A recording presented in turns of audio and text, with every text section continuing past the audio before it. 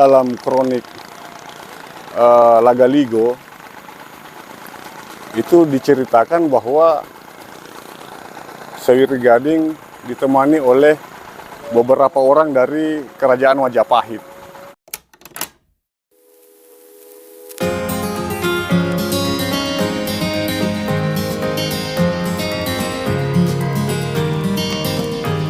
Tempe berasal dari bahasa Rumpun Toraja.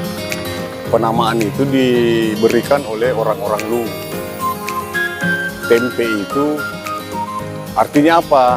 Karena dalam kosakata bahasa Bugis, tempe itu tidak ada, tidak dikenal.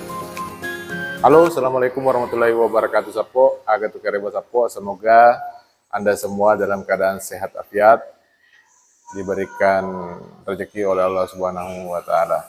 Baik, Sapo, saya ucapkan terima kasih banyak kepada Anda semua, kepada seluruh penonton yang setia menonton kanal YouTube Walanai Tour Guide. Konten kita kali ini adalah asal-usul penamaan Danau Tempe. Jadi kita ingin cari tahu, kok bisa ya namanya Danau Tempe? Kenapa ada kata tempe? Begitu, Sapo. Jadi kita fokus di inti kata tempe. Karena kemarin saya pernah menonton video YouTube dari kanal YouTube Bang Narji. Ternyata bukan seperti itu. Dan ini yang menjadi pertanyaan di benak saya, tempe itu berasal dari mana? Apa sih maksudnya tempe itu? Apakah tempe benar yang dimaksudkan bahwa adalah temannya tahu? Seperti itu, Sapo. Karena teman-teman juga beberapa bulan yang lalu ada yang mengatakan bahwa tempe itu apakah temannya tahu? Ya kalau mungkin dalam bahasa Indonesia iya, tapi dalam konteks kita kali ini adalah penamaan tempe yang merupakan salah satu juga nama daerah di Kabupaten Wajo, yaitu Tempe, Kecamatan Tempe. Bagi Sapo, nggak kemana-mana, kita akan menemui salah satu arkeolog kita di Wajo yang bernama Kak Aldi MP Baca. Kita akan ke salah satu daerah di mana pemandangannya indah, Sapo. Di sana kita bisa melihat sunset di sana, di pesisir Danau Tempe tersebut. Oke, Sapo, jangan kemana-mana. Konten kita kali ini adalah asal-usul kata tempe dalam penamaan Danau Tempe. Tempe itu adalah bahasa Luwu. Oh, bahasa Luwu, Kak? Ya, itu berarti sawah. Sawah yang seperti sekarang kita lihat ini yang ada orang kerja? Iya, dia ada dalam bahasa Rumpun Toraja yang kemudian dipakai untuk menamakan danau ini. Kenapa? Karena di pesisir Danau Tempe itu sedimennya subur. Ya. Jadi orang menggunakan itu untuk bertani. Seperti itu, Dinda. Jadi banyak yang belum tahu tempe itu artinya apa. Karena dalam kosakata bahasa Bugis, tempe itu tidak ada, tidak dikenal. Kenapa ada di Tanah Luwu? Karena salah satu kecamatan di situ ada namanya Basesang Tempe, disingkat Bastem.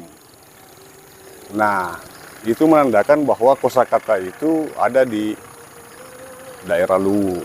Tidak ada sama sekali daerah Bugis? Tidak ada. Jadi banyak toponim ini yang belum kita tahu artinya dan ada di daerah Bugis.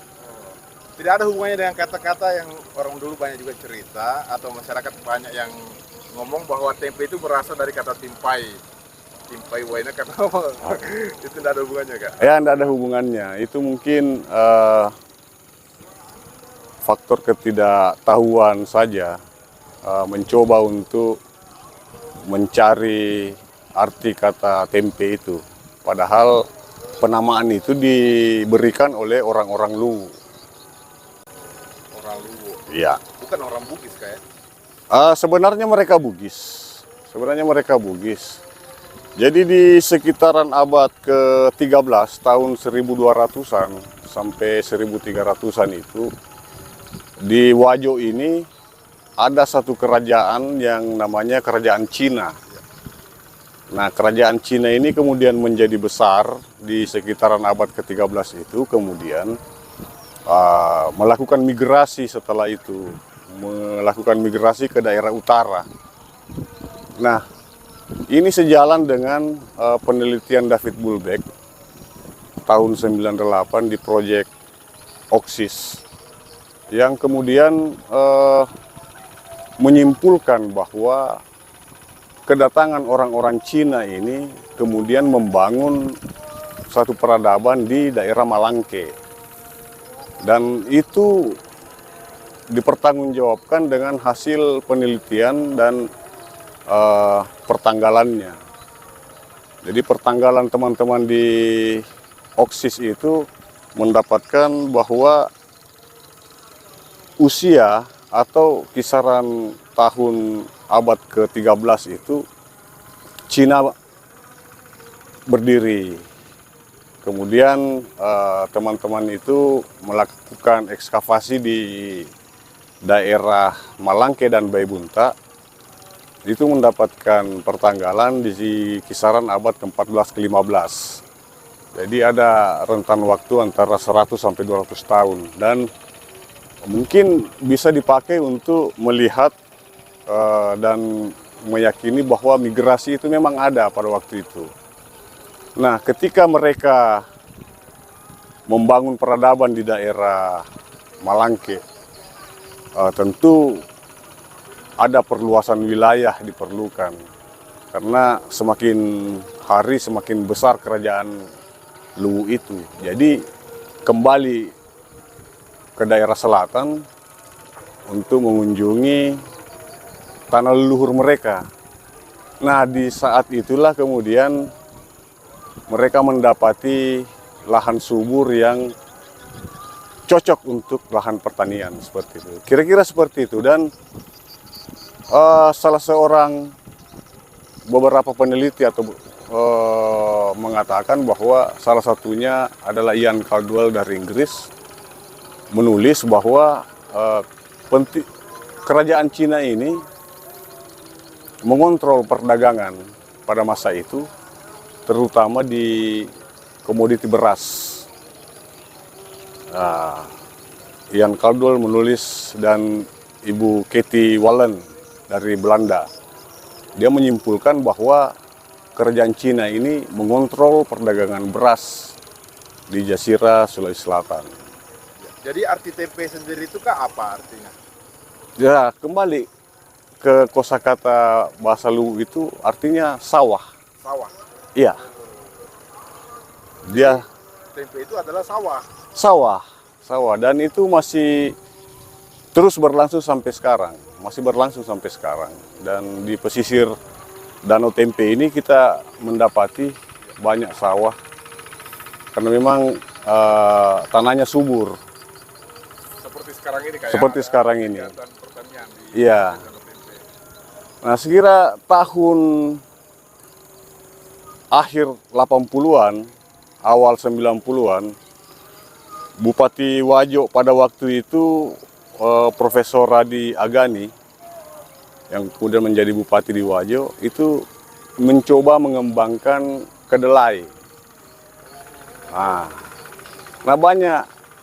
banyak orang berpikir bahwa kata tempe itu berhubungan dengan kedelai itu, temannya tahu. Padahal tidak ada sama sekali. Padahal tidak ada. Ini karena faktor kesuburan Danau Tempe dan upaya pemerintah daerah untuk meningkatkan sektor pertanian di daerah Wajo. Pada masa Radia Agani. Pada masa Radi Agani. Ya, seperti yang kita lihat ini, yang kanal ini menurut cerita katanya dibuat oleh beliau juga. Iya, betul. Orang-orang Wajo, yang orang-orang Cina yang kemudian mengembangkan dan membangun peradaban di Malangke, itu kembali ke Cina untuk mengembangkan perdagangan. Nah, pada saat itu mereka melihat lahan subur yang ada di pesisir Danau Tempe. Makanya ya sambil jalan mungkin tujuannya untuk berdagang juga, mengembangkan perdagangan juga untuk melakukan aktivitas pertanian seperti itu. Nah, ini juga sejalan dengan hasil penelitian Pak Ian Caldwell dengan Katie Walden tadi, bahwa kerajaan Cina itu mengontrol perdagangan beras. Seperti itu.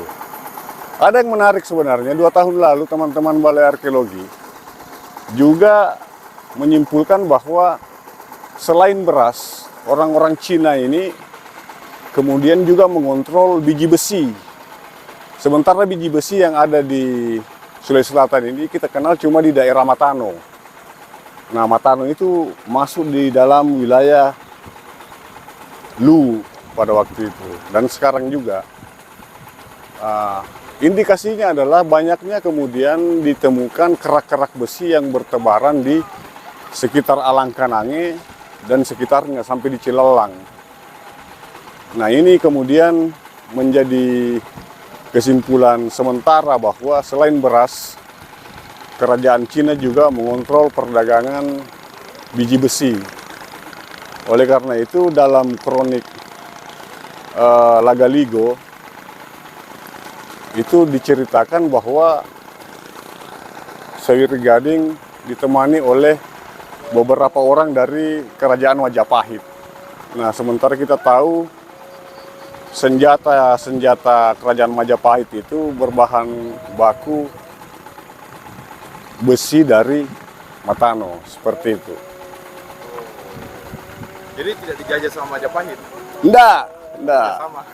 Bukan penjajahan. Ada yang ini ya, ada yang bawa Sulawesi ditaklukkan sama Anu. Nah, jadi itu bisa kemudian dikatakan bahwa hanya hubungan dagang seperti itu. Hanya hubungan perdagangan. Ya, karena ada juga di beberapa grup-grup Facebook yang mengatakan bahwa ada ini penaklukan dari Majapahit, tidak ya Kak ya? Ya. Kalau cerita-cerita seperti itu mungkin banyak, tapi tentu hal tersebut disertai dengan data. Harus disertai dengan data untuk menguatkan analisa seperti itu.